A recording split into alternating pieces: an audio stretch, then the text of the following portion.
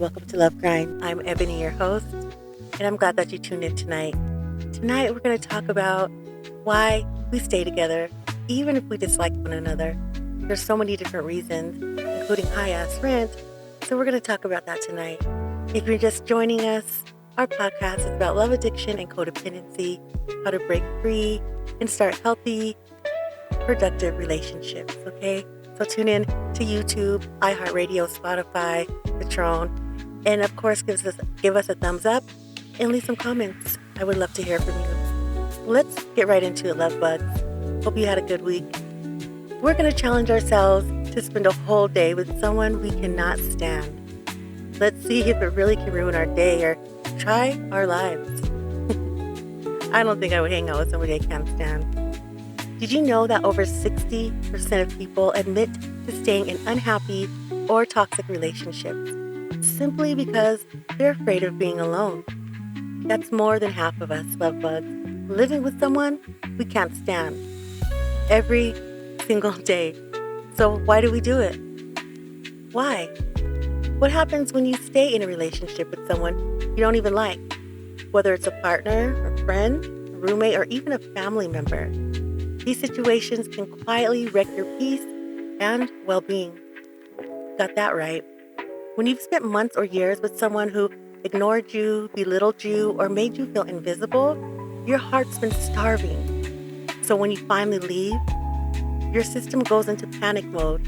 You're not just missing them, you're missing the idea of closeness, even if it was fake. Even if that relationship was toxic, you know that you want a relationship. Sometimes we do toxic things when we get out of those relationships. We make connections that we shouldn't make. And I just want to let you guys know that whether you got dumped or whether you were the dumpee, it takes two to tango. And you didn't necessarily have to be the negative one or the positive one. You could both be negative and it just didn't work out. So don't beat yourself up about that. It takes two to tango. But you just want to make sure you're checking yourself. Your output could be negative. And if it is, just make sure you try to uplift yourself with positive things. So what you're giving to your partner is not always negativity, complaints, but gratitude and appreciation. And if you can't show that, then you don't need to be with that person. Okay, I know my last relationship, I look back on it and I was on the more negative side. I was just looking for doom sometimes and always looking for imperfections. And when you do things like that, you tend to give out a negative vibe no matter how positive you think that you are. Whether you cook or you clean, you still could be giving off that vibe. So just be self-aware and make sure perspective is you're working on it. You're working on your perspective to be a little bit more positive. Okay, I wish I would have did that a little bit more, but now in the next relationship, I will make sure I'm more self-aware. It's like being dehydrated, love bugs. You'll drink anything, even dirty water, just to feel full. Let's talk about why this happens and how to break free from it. So why do people stay with someone they no longer respect or even like?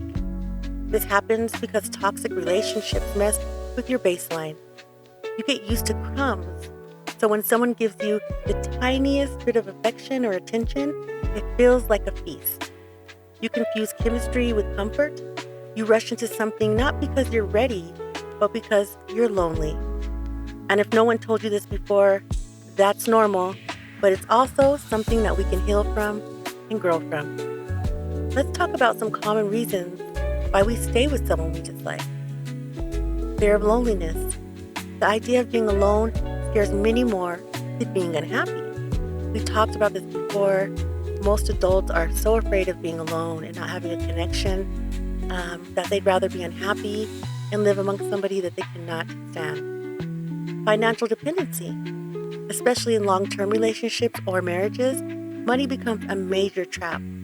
It definitely does. If your person is bringing in more of the bacon or you just have all the fruits of their labors because you're their partner, and if that ends and you go from a BMW to a Datsun, you're going to be a little bit upset. But you can recover from that. Social pressure. What will people think? Or, we've been together for years. You've been that couple that everybody aspires to be, but you're really, really unhappy together. Low self-esteem.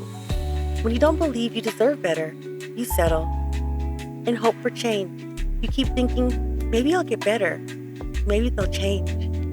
Nah, usually when you feel disdain for somebody and you're turned off, it's hard to turn that shit back on. I remember once I was telling my ex, like, why are you doing this? And he's like, stop acting like you were so happy and that I was the best thing. We both said that we didn't want to be together. And I had to check myself, like, damn, he's right.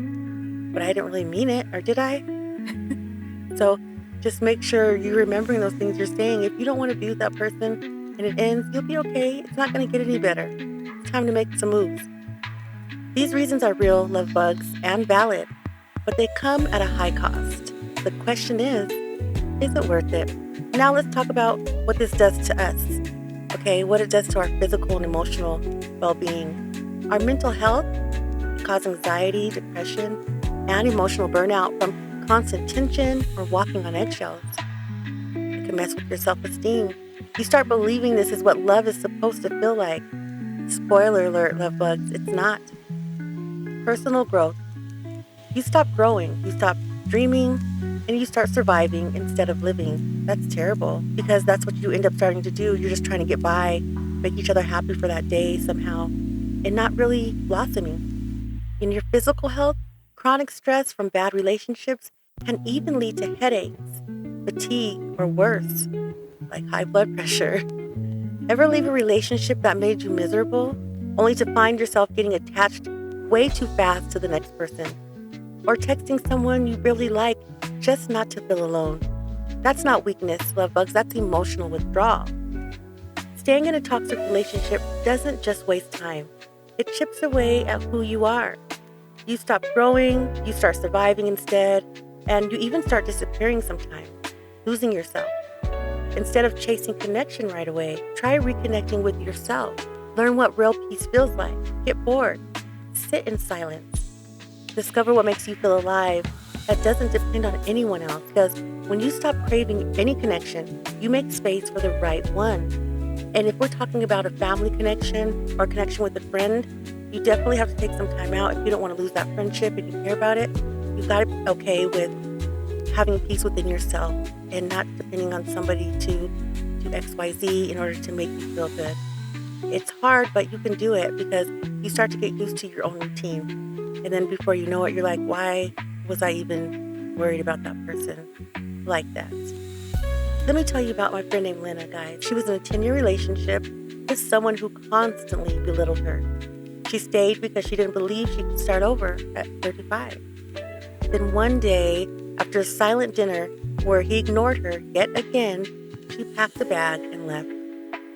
Let's fast forward 2 years, and now Lena has started her own small business, built new friendships, and now lives in a space that feels like hers. So proud of her for doing that. She told me leaving him was the hardest decision she's ever had to make, but it was also the moment she started breathing again. Lena's story isn't rare. We've all heard a story like this, man or woman, but not everyone takes that first step. And that's why we're here, love bugs, to take that first step, the second step, baby step, to making yourself happy once again. So let's recap, guys, what we talked about tonight. Why people stay in relationships they dislike, and how it quietly destroys your mental and emotional well-being. And how choosing yourself, like Lena did, can change everything. Like it can change your perspective, your outlooks, positive and negative. It can change all of that. And that is something to be excited about, knowing that it is something you can cure your heart from. Now it's your turn, love bugs. Have you ever stayed in a relationship that drained you? Drop your story or thoughts in the comments. Instagram, YouTube, iHeartRadio, Facebook. You never know who might need to hear it. And if you're working on becoming your best self, check out my next podcast on how to rebuild your self-worth after a toxic relationship. Oh, and you can do it, because we're doing it right now. Thanks for tuning in tonight, guys. I hope you learned something. Please protect your heart this week. Everybody kindly. And until next time, love bugs, I'm out.